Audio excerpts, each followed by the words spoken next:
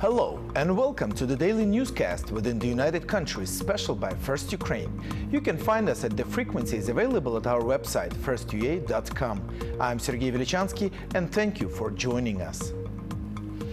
The situation in the ATO zone all along the demarcation lines escalates. This was the report of the ATO spokesperson Andriy Lysenko at a briefing. According to him, it is the first time in 1 month when the enemy used self-propelled artillery systems Grad again. They shell-fired at Ukrainian positions near Sokolniki, Luganska Oblast. The enemy conducts active air intelligence. For the last 24 hours, 5 aircrafts had been fixed. In particular, in the area of Mariupol, 3 were wounded. Our positions have been fired yesterday for 4 times from tanks. And not far from Bakhmutska highway, Ukrainian soldiers were under the fire of Grad rocket launchers. The bridge in Stanitsa Luganska is destroyed. After a continued combat, the motorway passage over Seversky Donetsk River has fully collapsed. Yaroslav Galas, the representative of Luhansk Regional Administration, shares with First Ukraine. Yesterday, near 8 p.m., positions of our soldiers were under the fire. From that side, by snipers. ATO soldiers conducted the fire in return. There was a battle with usage of guns and even mortars. So, the bridge over the Seversky Donetsk River had been exploded. It is totally destroyed. It is impossible to use it in any way. This bridge is located on the no man's land. Until yesterday, it was used as pedestrian crossing and for the small civilian transportation. Back in January, the insurgents had tried to blow it up, but the bridge structure withstood. The terrorists had crossed over on the Ukrainian army-controlled territory and tried to make a lodgment on Monday. So the regional administration suspects that they could have planned explosives under the bridge. It is a fact that the artillery that, according to the Minsk agreement, should have had been withdrawn by the insurgents to up to 25 kilometers from the line of contact, this artillery is at work again. In total, there was 15 shell fires over the last night. The names of the settlements which were hit were named as well. So, on the next direction, our bases have been fired for 120 mm mortars in Peskid and Krasnohorivka. Activization of bandit groups per occasion was noticed also in Lugansk direction that night. At 9:30, the enemy used multiple rocket launchers Grad against ATO fortress in the area of Sokolniki village. Today, militants fired out the checkpoints from guns and mortars in Stanitsa Luhanska and against Sokolniki. Not far from Donetsky village, terrorists fired positions of Ukrainian army from mortars. On direction of Mariupol, Shirokino village was also under the fire. On direction to Artemivsk, 3 were no enemy provocations. It is reported that first 9,000 soldiers have already come home and 35,000 more will return before May 1st. Demobilization of those mobilized last year in March, that's what the General Staff reports. Now the President is asking local authorities to help with the veterans to adapt to social life. President of Ukraine, Petro Poroshenko, emphasized on the importance of support regional state administrations after the return to the peace life. First of all, he underlined the efficient decision-making, registration of ATO participants and giving them the certificates of military action participant. They should be freed from communal services paying. Supplied with land parcels, ATO participants should have all opportunity to come back to their previous job. The conflict at the office of Ukrtransnafta, a state-owned oil company, is over, and now it moved into a legal discourse, states Arsen Avakov, the head of the Internal Affairs Ministry. At this point, the building is secured by the police, as he posts in his Twitter. On Thursday, the supervisory board temporarily removed Alexander Lazarko from fulfilling his responsibilities as the head of the company. Yuri Miroshnik was appointed instead of him. However, Lazarko refused to leave his workplace. That's when Miroshnik arrived in order to get into the office of the head of the company. After this, the head of Dnipropetrovsk Regional Administration, Igor Kolomoisky, arrived to protect Lazarko. Because of the scandal, the Minister of Energy and Coal Industry, Volodymyr Demchyshin, and some parliament members have arrived as well. According to Demchyshin, he and Kolomoisky had, as he said, a correct conversation. Ukrtransnafta conflict has become a major issue which was discussed in Verkhovna Rada today. What did take place in reality, the parliament members tried to find out from Alexander Svitelik, the Deputy Minister of Energy. I want to hear the position of Cabinet of Ministers of Ukraine, whether there was an abusing of Ukrtransnafta, the reason of changing the head of the organization, and how the procedure of new head appointment is transparent. I assure you, MPs, that we will find our reason, and there will be the reports concerning the situation with Ukernafta and yesterday's events. I think that in this situation it is the obvious reason for firing. It is unacceptable in normal country. Moreover, as Yatsenyuk claims, he had given the document about firing of Kolomoisky last year. He has the original document. Really, the Kolomoisky names those people who will be fired. So President should do only one thing, to sign the order about firing of Kolomoisky. I recommend Mr. Kolomoisky to apologize to journalists. It is wrong. What should he do? One more time I say, let's make him to leave these positions. We can appoint Mr. Leshchenko or Ariev to government position, and everything will be all right in Dnipropetrovsk region. The President of Turkey is in Kyiv with a visit. Recep Tayyip Erdogan is meeting now with the president-leader Petro Poroshenko. Both sides will sign mutual documents.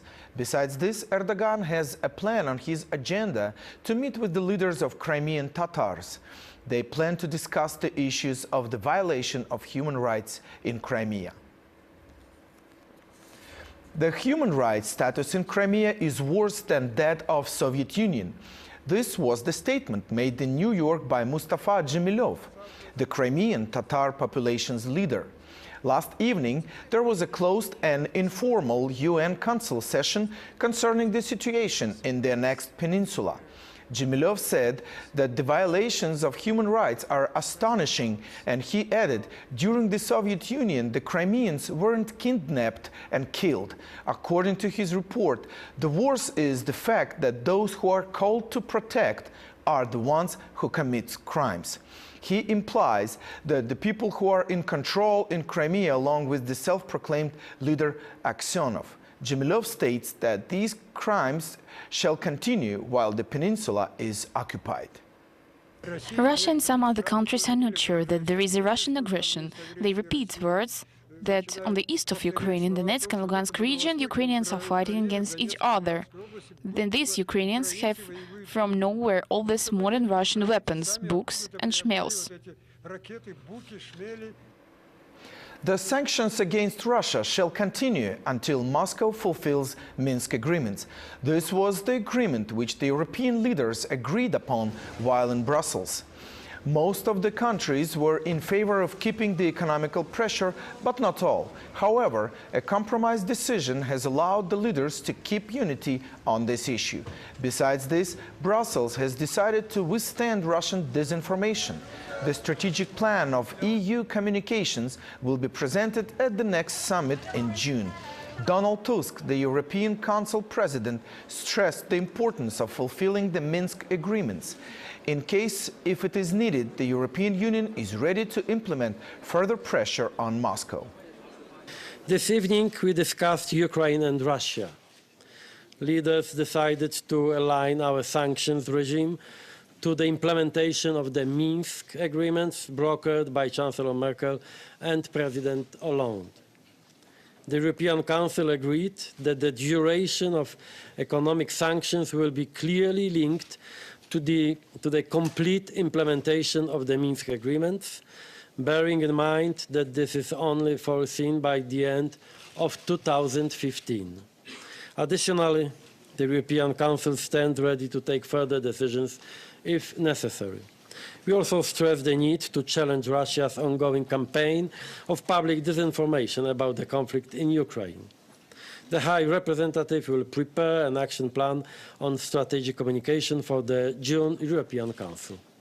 In the meantime, the European Union still stands ready to support the ceasefire process and to respond positively to progress made.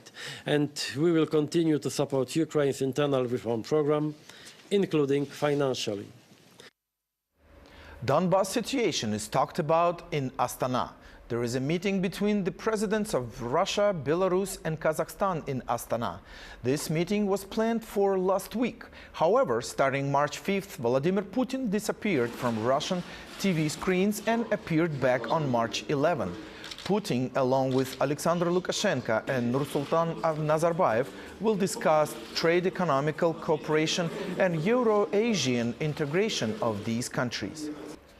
And now good news to football lovers. Two Ukrainian football clubs, Dynamo and Dnipro, have gone on to the quarterfinals of European League after convincing victories last night. Dynamo has crashed an English Everton 5-2. It is the first time when a Ukrainian club scores 5 goals in one game to an English club. In the first game, they lost 2-1, but according to the total result, Dynamo is going to play Italian Fiorentina in the quarterfinal. We don't count goals, we just play. Results could be different, but our task is to show game, desire, willing, the realization. Without realization, there will not be a win. The main thing is a final accord of all the team. As you can see that after the game, the team supporters can't hold the emotions. In total, there were 67,500 people in attendance, which is a record of the attendance of European League games. It is reported by the UEFA website. Thanks to our support and spirit of Dynamo Kyiv. Dynamo the best. Dynamo will always, in the future. Glory to Ukraine, glory to heroes. Dynamo Kyiv. It was the United Country newscast by First Ukraine. You can find more details at our website, firstua.com.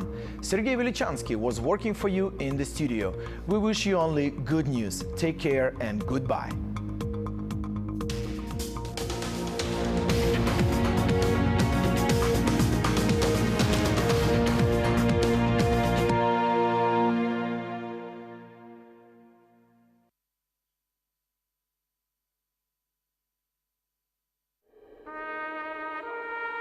Привіт, мам.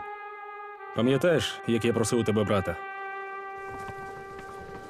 Тепер в мене їх аж 22. Бачила б ти нас на тренуваннях. Здається, ще вчора ганяла м'яча у дворі.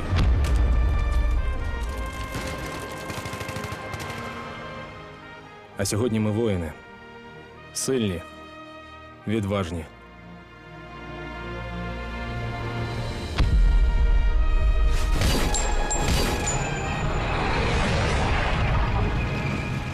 Я виріс, мамо. І я нікому не дам тебе скривдити. Армія – це гордість для тих, хто служить, і тих, хто чекає. Вітаю, колеги. Український кризовий медіа-центр продовжує свою роботу. І зараз традиційний брифінг в рамках звітів про діяльність спеціальної моніторингової місії ОБСЄ в Україні.